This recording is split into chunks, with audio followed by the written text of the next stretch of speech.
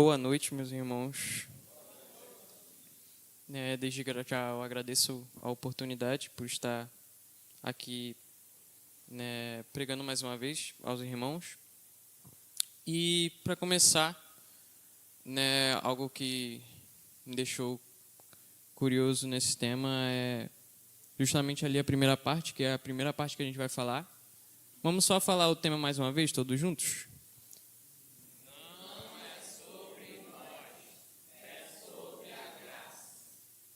Eu queria começar, perguntando aos irmãos uma pergunta que eu vi num livro, que eu vou estar citando ele daqui a pouco, que é: quais são as marcas de um coração radicalmente transformado pela graça de Deus?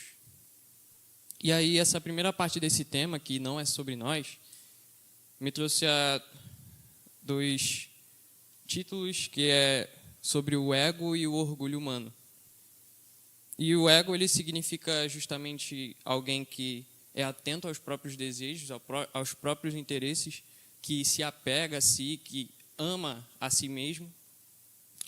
E isso revela muito sobre como o ego ele é enraizado na nossa sociedade, principalmente onde as pessoas elas se contentam com o que acham que são.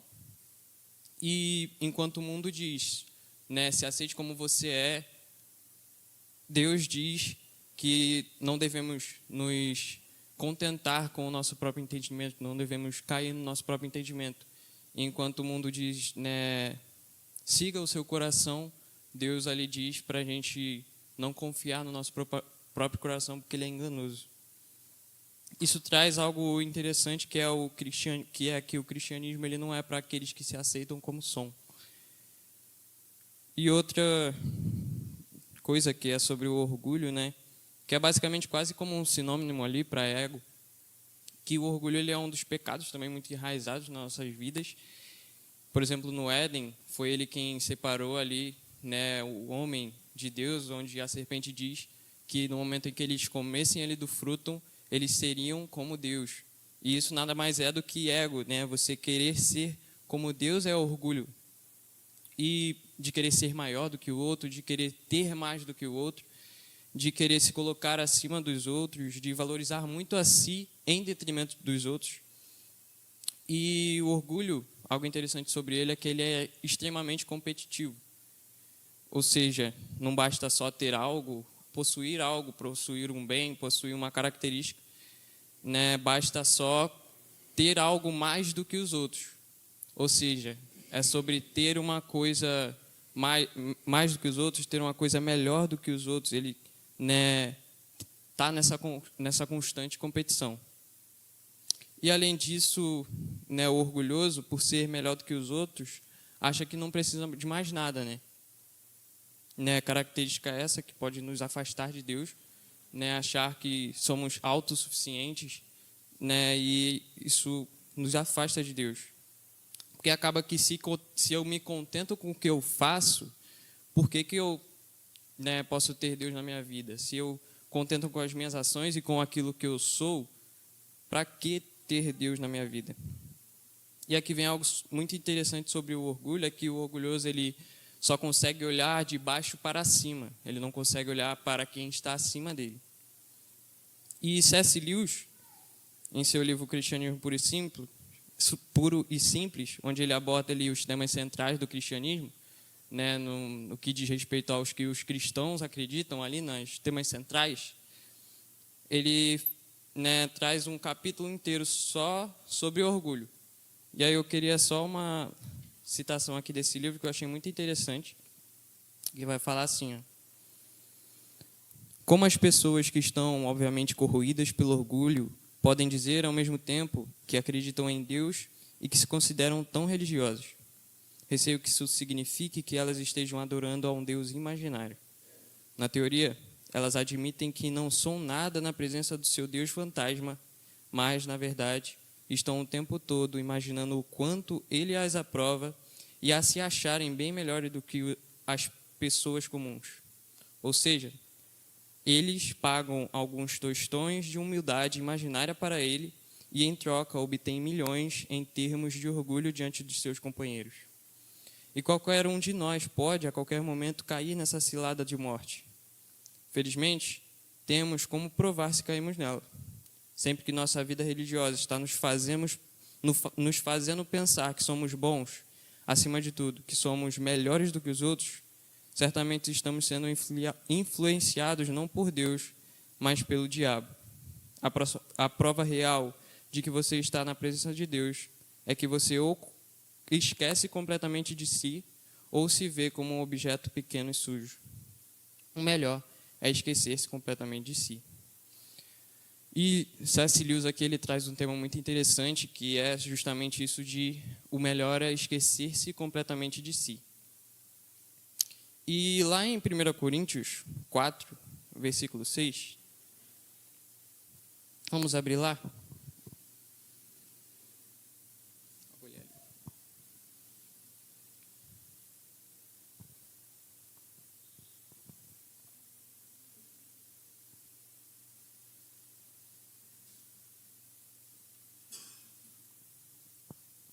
Amém? Vou ler ali. Irmãos, apliquei essas coisas a mim e a Apolo, por causa de vós, para que aprendais, por nosso intermédio, a não ir além do que está escrito, de modo que nenhum de vós se encha de orgulho em favor de um contra o outro.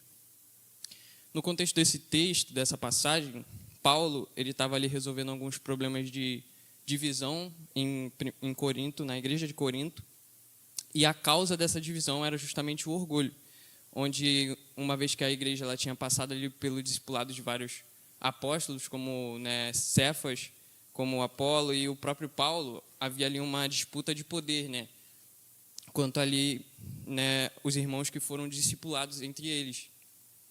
E Paulo ele diz aos coríntios que nenhum de vós se encha de orgulho em favor de um contra o outro.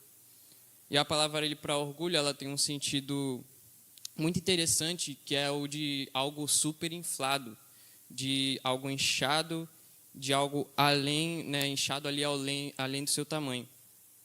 E nisso Paulo ele afirma que essa é a condição do ego humano.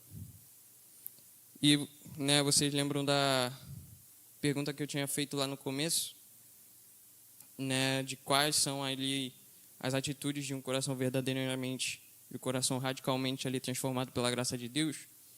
Essa pergunta ela vem de um livro muito, muito bom, que é o livro que se chama Ego Transformado, do Tim Keller.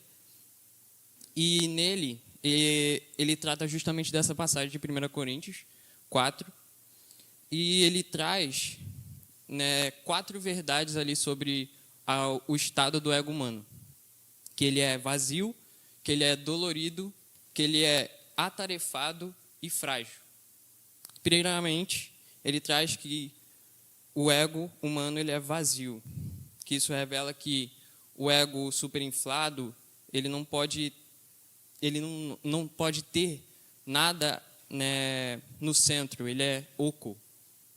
Ou seja, ele afirma que o ego humano natural ele é fundamentado em algo além de Deus. O ego ele busca algo que lhe dê senso de valor, algo que lhe dê ali um significado, e essa coisa ela está além de Deus.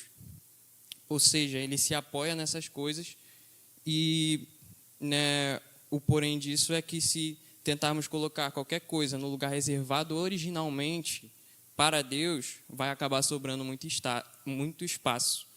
E tudo que colocarmos lá vai acabar ficando chacoalhando. Por isso que o ego humano ele é vazio. Em segundo lugar, ele traz que o ego humano ele é dolorido, que o ego superinflado ele dói, e é uma dor constante, que ele vive chamando atenção para si mesmo. E isso todos os dias, o tempo inteiro. O ego ele exige que avaliemos nossa aparência e a maneira como somos tratados. Em terceiro, ele traz que o ego ele é atarefado, que ele faz de tudo para ser notado, que ele vive ocupado tentando preencher esse vazio. E é uma tarefa incansável, é algo constante, numa constante comparação e uma constante vanglória. E, em último lugar, ele traz que o ego é frágil, que algo super inflado corre o risco de explodir. E nos versos 1 a 4 dessa passagem de 1 Coríntios 4, vai dizer o seguinte: assim, os homens devem nos considerar servos de Cristo, encarregados dos mistérios de Deus.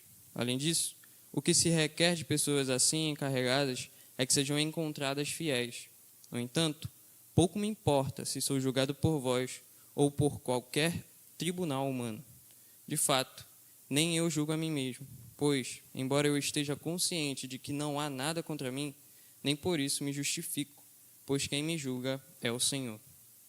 Algo interessante que Paulo fala aqui é que ele não se importa com o julgamento dos coríntios. Ele vai falar ali que ele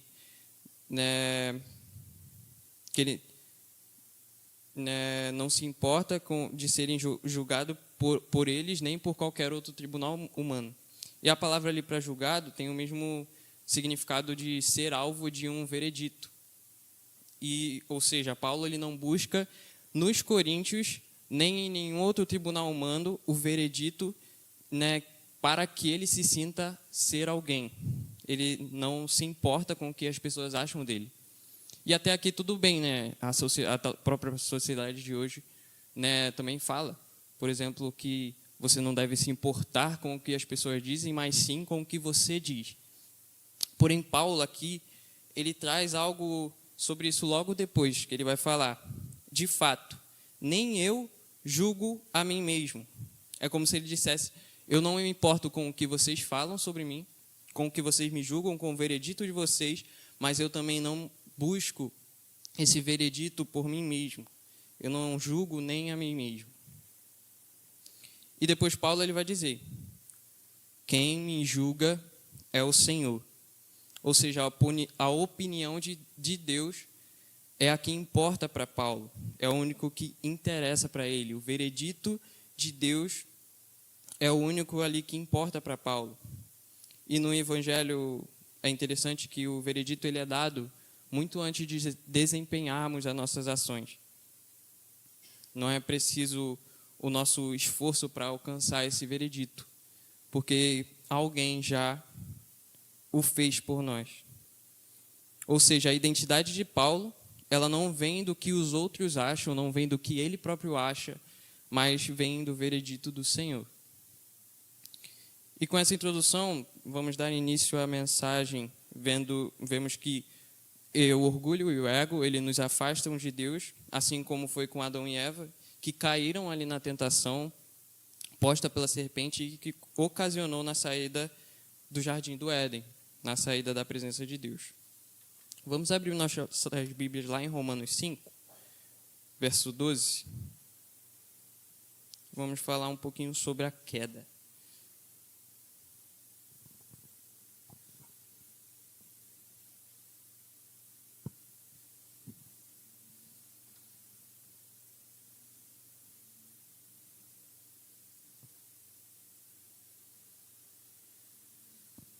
Ou está lendo. Portanto, assim como o pecado entrou no mundo por um só homem, e pelo pecado a morte, assim também a morte passou a todos os homens, pois todos pecaram.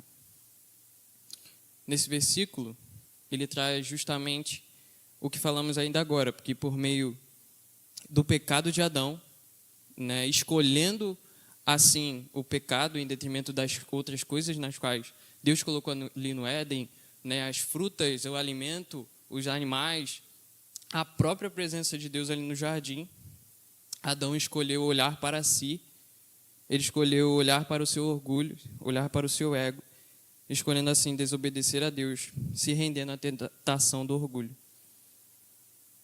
E pelo pecado de Adão veio uma grave consequência, que é a morte. O texto vai falar: e pelo pecado, a morte.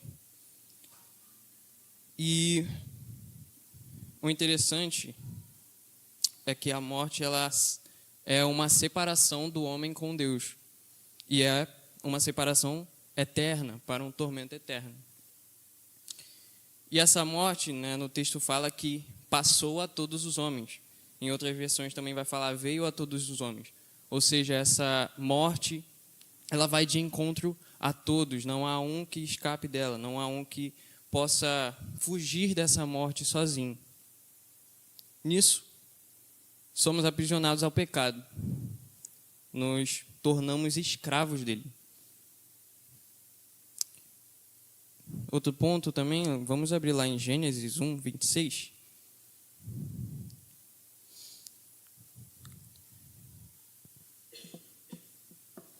Na criação também, só que vamos agora falar sobre a imagem e a semelhança.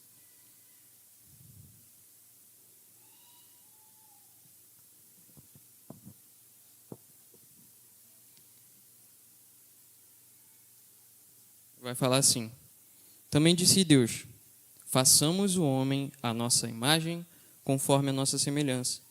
Tenha ele domínio sobre os peixes do mar, sobre as aves do céu, dos céus, sobre os animais domésticos, sobre toda a terra e sobre todos os répteis que rastejam pela terra.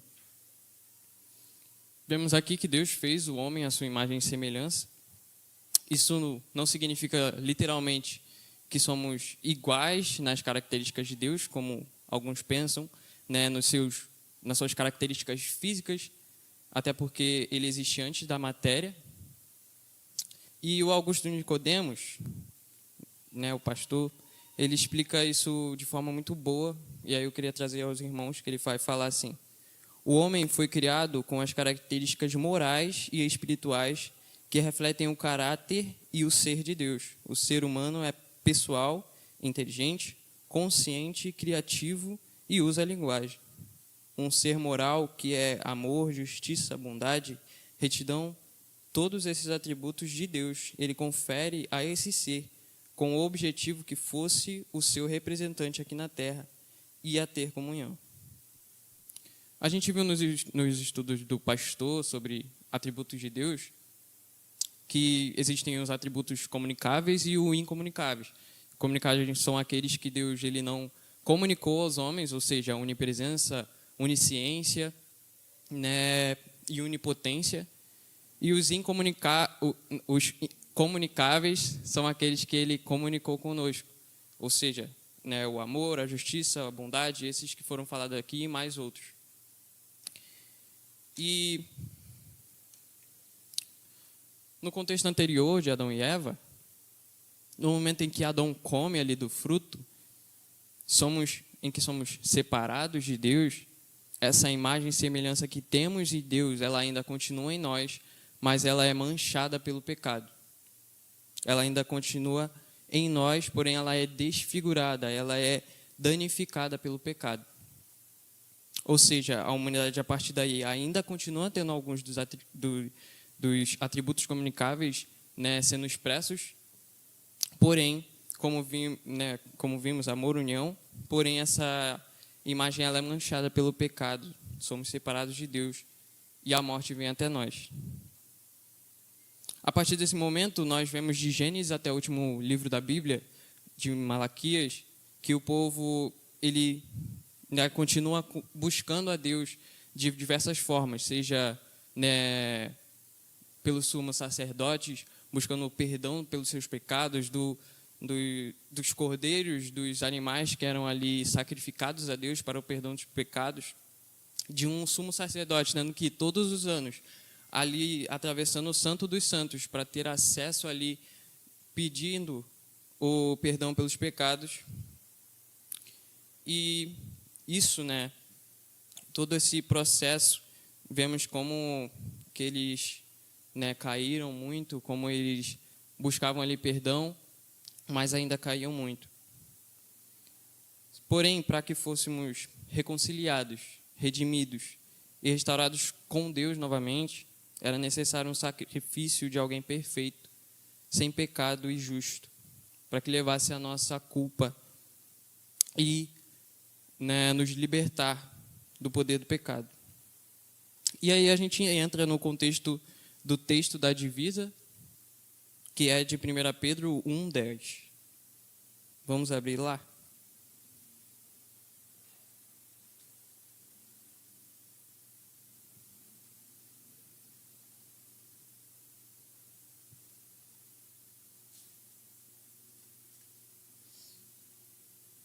que Pedro vai falar o seguinte: foi essa salvação que os profetas examinaram e dela procuraram saber, com cuidado, profetizando sobre a graça destinada a vós. Aqui os profetas, eles falavam de uma graça, de algo que seria feito em nosso favor, sem que merecêssemos, que nos salvaria dessa morte, que veio até nós. Vamos ver um dos diversos exemplos dessas profecias acerca dessa graça, lá em Isaías 53, do 3 ao 12. Eu gostaria que os irmãos estivessem atentos a esse texto, que é um texto um pouquinho longo.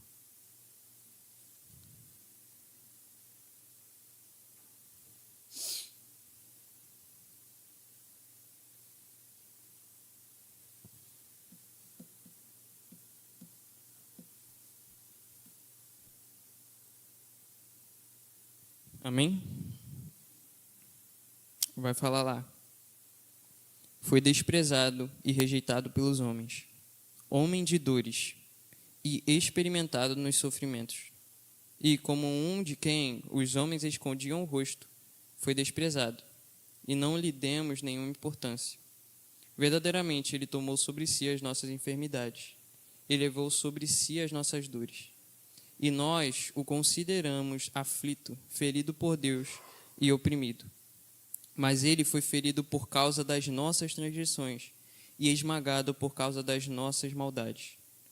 O castigo que nos traz a paz estava sobre ele, e por seus ferimentos fomos sarados. Todos nós andávamos desgarrados como ovelha, cada um se desviava pelo seu caminho, mas o Senhor fez cair a maldade de todos nós sobre ele. Ele foi oprimido e aflito, mas não abriu a boca. Como um cordeiro que é levado ao matadouro, e como a ovelha muda diante dos seus tosqueadores, ele não abriu a boca. Foi levado por juízo opressor, e a sua descendência, quem a considerou? Pois ele foi tirado da terra dos viventes, ferido por causa da transgressão do meu povo. Deram-lhe uma sepultura com os ímpios, e ficou com o rico na sua morte, embora nunca tivesse cometido injustiça, nem houvesse engano na sua boca. Contudo, foi da vontade do Senhor esmagá-lo e fazê-lo sofrer. Apesar de ter sido dado como oferta pelo pecado, ele verá a sua posteridade, prolongará os seus dias, e a vontade do Senhor prosperará nas suas mãos. Ele verá o fruto do trabalho da sua alma e ficará satisfeito. Com seu conhecimento, o meu servo justo justificará a muitos e levará sobre si as maldades deles. Por isso, eu lhe darei uma porção com os grandes, e ele repartirá o despojo com os poderosos, porque derramou a sua vida até a morte e foi contado com os transgressores. Mas ele levou sobre si o pecado de muitos e intercedeu pelos transgressores. Aqui o profeta Isaías, muitos anos antes da vinda de Jesus, ele profetizou ali sobre os sofrimentos de Cristo. E o preço pelas nossas transgressões não poderia ser pago por mais ninguém. O preço por pecadores só poderia ser pago pelo sangue de alguém perfeito, sem defeito, assim como diz a palavra, o justo pelos injustos. E esse texto ele detalha a morte na qual Cristo passaria para que eu e você pudesse ter acesso a Ele, acesso a essa salvação. E essa graça divina, ela proveu ali o sacrifício de Cristo na cruz para nos declarar inocentes. Continuando no texto de 1 Pedro, o 11 e o 12, vai dizer o seguinte: indagando qual o tempo ou ocasião que o Espírito de Cristo, que estava neles, nos profetas, que tinha falado antes, indicava ao predizer os sofrimentos que sofreriam a Cristo e a glória que viria depois desses sofrimentos. A ele foi revelado que era para vós, e não para si mesmos, que eles ministravam essas coisas, que agora vos foram anunciadas por aqueles que, pelo Espírito Santo, enviado do céu, vos pregaram o Evangelho. Até mesmo os anjos desejam examinar tais coisas. Os profetas, eles falavam e procuraram estudar sobre a vinda de Jesus, né? Eles não falavam ali do seu próprio entendimento, do que eles achavam, mas o texto vai falar que o Espírito de Cristo indicava a eles, né? Ou seja, eles eram inspirados ali. E eles, né, foram ali falados que viria alguém que nos reconciliaria com Deus. Pedro também vai falar ali sobre a sua glória nesse texto, sobre uma glória que viria depois desses sofrimentos. E vamos ver nesse mesmo capítulo, lá no verso 3, que vai falar: Bendito seja o Deus e Pai de nosso Senhor Jesus Cristo, que nos regenerou para uma viva esperança, segundo a sua grande misericórdia, pela ressurreição de Jesus Cristo dentre os mortos. Essa é a glória de Cristo, de ressuscitar ali ao terceiro dia. E essa é a prova de que os nossos pecados eles não foram pagos em vão.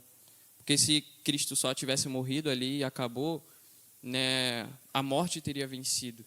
E porque ele ressuscitou ali ao terceiro dia, temos a prova de que ele venceu a morte. E uma vez que ele ressuscitou, nós que estávamos mortos, crendo nele, somos ressuscitados também. O texto vai falar também sobre uma grande misericórdia. E misericórdia significa justamente Deus não dar o que a gente merece. E é através de Cristo que somos, né, ressurretos com Ele, dessa transgressão, dessa separação do Deus vivo. E lá em Romanos 5, 17, daquele outro texto que a gente estava vendo, Paulo vai falar: Porque se a morte reinou pela transgressão de um só, então os que recebem da transbordante suficiência da graça e da dádiva da justiça reinarão muito mais em vida por meio de um só, Jesus Cristo. A morte que reinava, né, antes, por causa de Adão, né, por causa do nosso pecado, daquela que nos dominava, que nos escravizava, que tinha poder sobre nós, agora, através da transbordante graça de Deus, o feito de Cristo ele é suficiente para apagar todas as nossas transgressões e suficiente para nos tirar da escravidão do pecado, mesmo nós não merecendo. E o texto também traz algo interessante, que ele vai falar sobre a justiça, a dádiva da justiça. E o que significa alguém ser justificado? Significa justamente que alguém foi substituído, tomando o nosso lugar, assumindo a culpa que era nossa e carregando o nosso pecado sobre o seu corpo ali no madeiro, e onde na cruz ele quitou a nossa dívida. E agora não mais estamos debaixo do reino da morte, mas sim do da graça. E aqui vai a diferença, né, entre justificação, santificação e glorificação, que é importante. Sabemos que na justificação fomos libertos da culpa do pecado. Na justificação fomos libertos da culpa do pecado.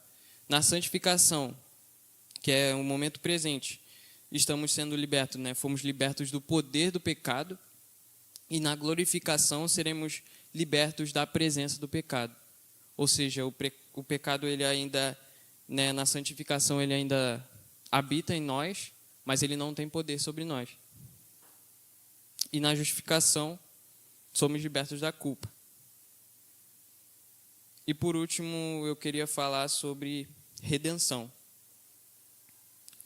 Nisso, né, tem um jogo muito bom, que é chamado Red Dead Redemption 2. E ele se passa no período ali do final do Velho Oeste. E nós controlamos um membro de uma gangue ali fora da lei, que, né, esse membro ele se chama Arthur Morgan. E Arthur Morgan, durante toda a sua vida, ele pratica muitas coisas ruins, ele mata pessoas, assassina pessoas, né, a troco de nada, às vezes rouba né, furta as pessoas, e ele era um homem muito mau. No decorrer ali do jogo, tem uma missão em que a gente vai cobrar ali, né, a dívida ali de um cara ali que estava com a dívida com a gangue. E, né, esse cara, ele é um pai de família que não tinha dinheiro para pagar. E ali a gente espanca esse homem até a morte. E a gente mal sabia que ele tinha ali tuberculose. E passam ali alguns meses e Arthur ele começa a tossir. E quando o estado dele já está bem ruim, ele vai até o médico. E o médico ali fala que ele estava ali com tuberculose. E nessa época, a tuberculose era quase como se fosse o câncer de hoje. No momento em que você descobrisse, você saberia que iria morrer, porque naquela época não tinha cura. Ou seja, ia ser uma morte lenta, em que você viria os anos passarem e você iria morrer uma hora. E aí, em uma missão, Arthur ele conversa com uma freira, e nessa conversa ele vai falar o seguinte com ela: estou com medo, irmã. E aí ela responde: não há nada a temer. Arrisque-se a acreditar que o amor existe e pratique um ato de amor. O que eu vou fazer agora? E ela responde: seja grato por, pela primeira vez, você enxergar sua vida com clareza. E não acontece diferente conosco. No momento em que conhecemos o estado da nossa natureza, o estado em que estamos, em que somos pecadores, perversos, maus e depravados, começamos a ver a vida com mais clareza. Começamos a ver que, né, dependemos de Deus para assim sermos salvos. Precisamos de um ato do arrependimento para assim então alcançar a redenção que há em Cristo Jesus. E redenção significa justamente isso: uma libertação efetuada por meio de um resgate. E para terminar, vamos ler o texto de Colossenses 2, 11 ao 15, que é um texto muito bonito.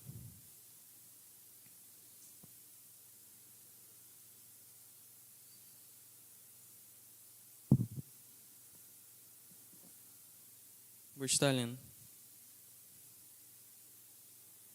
Nele também fostes circuncidados com a circuncisão que não é feita por mãos humanas, o despojar da carne pecaminosa. Isto é, a circuncisão de Cristo, sepultados com ele no batismo, com quem também fostes ressuscitados pela fé no poder de Deus, que o ressuscitou dentre os mortos. E a vós, quando ainda estáveis mortos nos vossos pecados e na incircuncisão da vossa carne, Deus vos deu vida juntamente com ele, perdoando todos os nossos pecados e apagando a escrita da dívida, que nos era contrária e constava contra nós em seus mandamentos. Removeu-a do nosso meio, cravando-a na cruz, e tendo despojado os principados e poderes, os expôs em público, e na mesma cruz triunfou sobre eles. Essa é a graça que a nós foi dada, mesmo sem merecermos. Esse é o presente no qual Cristo nos deu, o seu sacrifício, para que assim possamos, né, ser declarados justos diante de Deus, mesmo sendo injustos, porque alguém tomou sobre si as nossas dores, porque alguém tomou sobre si a culpa que era nossa, porque alguém tomou sobre si todo o pecado estava sobre ele, e ele tomou sobre si por amor de nós. Romanos vai falar que o arrependimento ele vem pela graça. E o arrependimento é justamente você reconhecer isso, reconhecer que você é pecador e buscar então essa graça em Cristo Jesus. Eu agradeço a oportunidade e espero que essa palavra fique nos corações dos irmãos, estejam refletindo sobre essa mensagem durante a semana. E obrigado pela oportunidade.